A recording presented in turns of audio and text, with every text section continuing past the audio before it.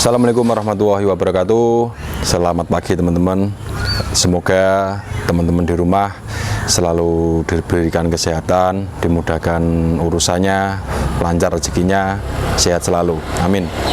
Oke, hari ini saya akan ngebahas power murai batu ya teman-teman ya.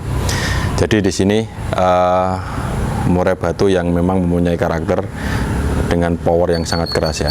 Nah, tapi perlu diingat ya teman-teman ya, keras menurut saya belum tentu keras menurut teman-teman. Nah, itu ya. Jadi ada beberapa hal yang memang kita harus perhatikan. Yang pertama adalah dari segi power ya. Yang kedua adalah tekanan si burung. Nah, itu. Oke, tidak usah lama-lama, kita simak beberapa murai yang mempunyai karakter kuat dan mempunyai power yang dahsyat ya. Tuh.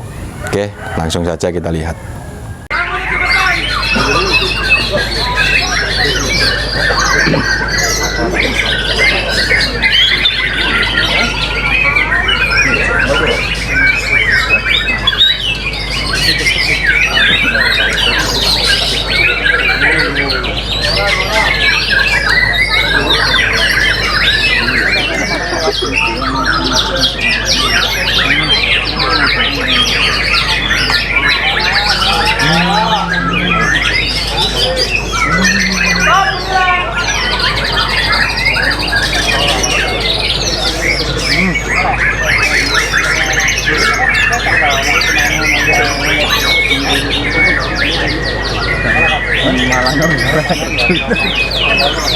Sini enak.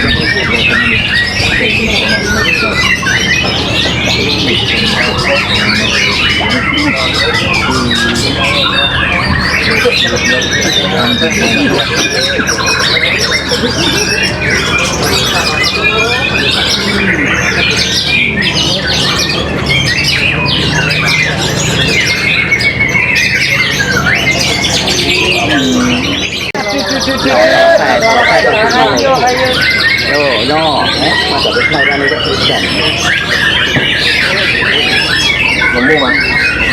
Hah? Nemu terus. Ayo nemu kabeh. Mana loro.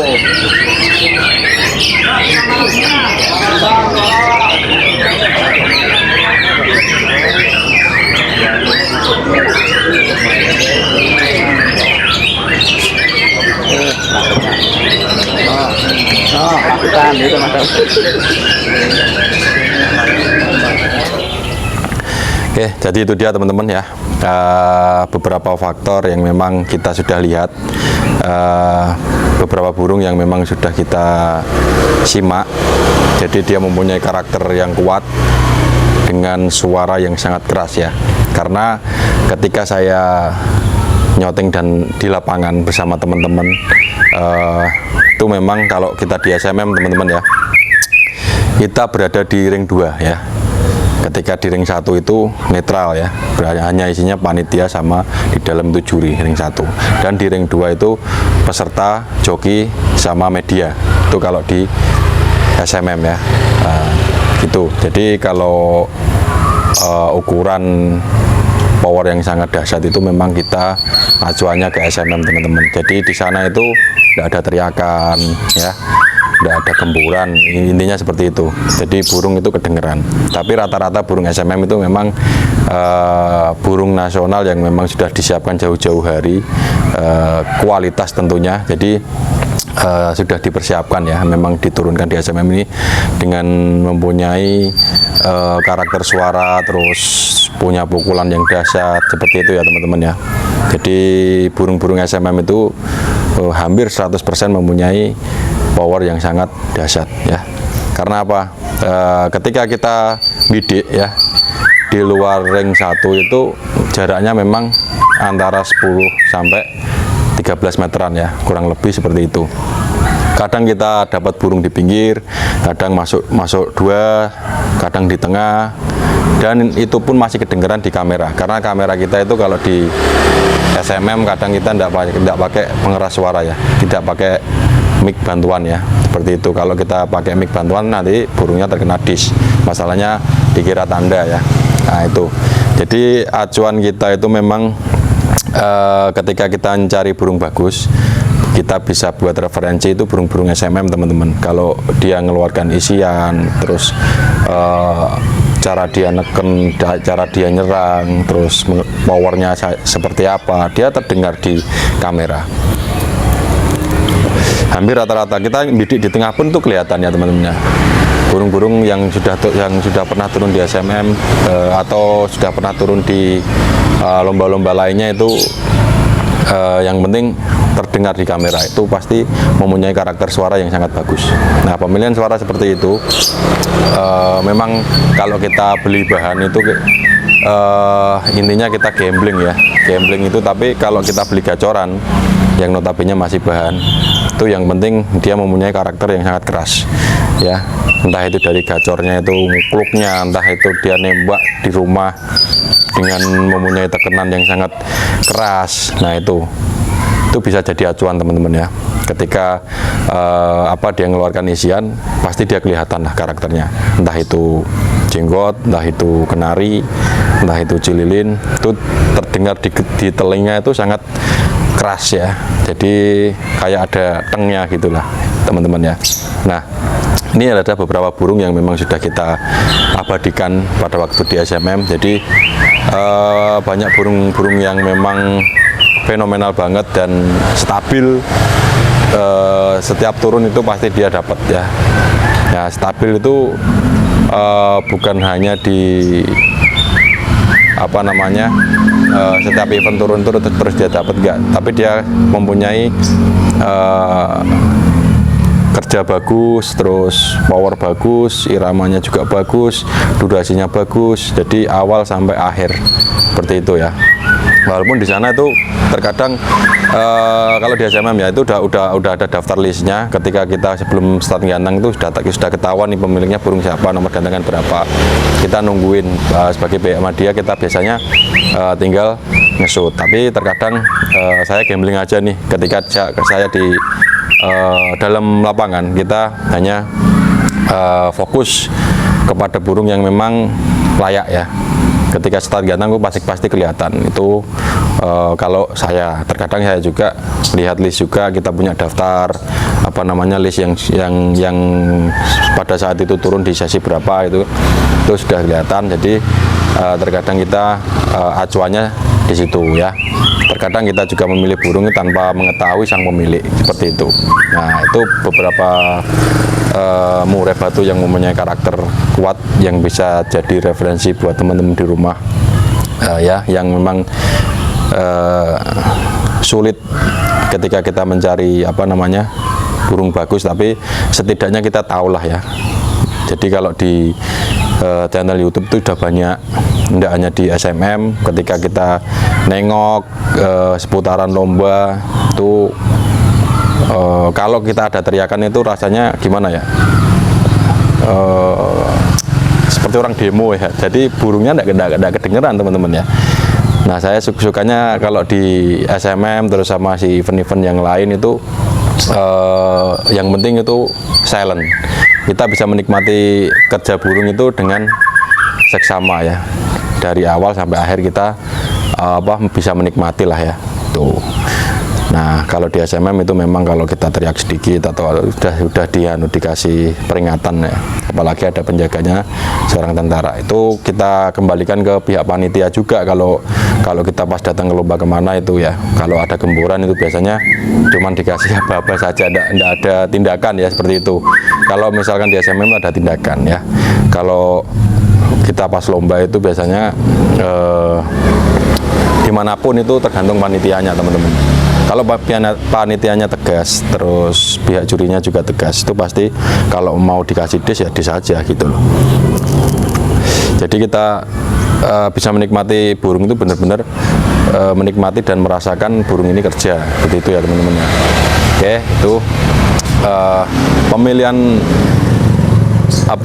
power itu bisa kita pilih melalui ini ya, seleksi.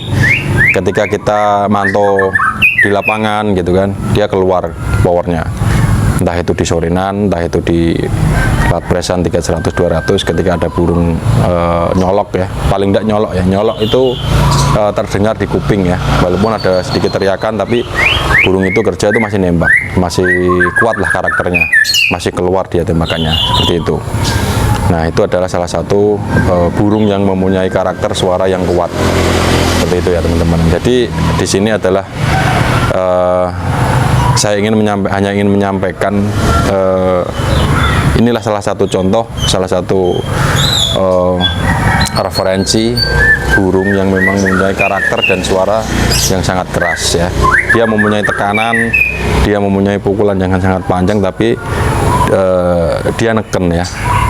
Seperti itu, dia tidak hanya sekedar ngeluarin isian, tapi dia ada hentakannya ya. Ketika dia ngeluarin lovebird, ketika dia ngeluarin cililin, dia ketika ngeluarin kenari, itu pasti enak didengar ya, seperti itu.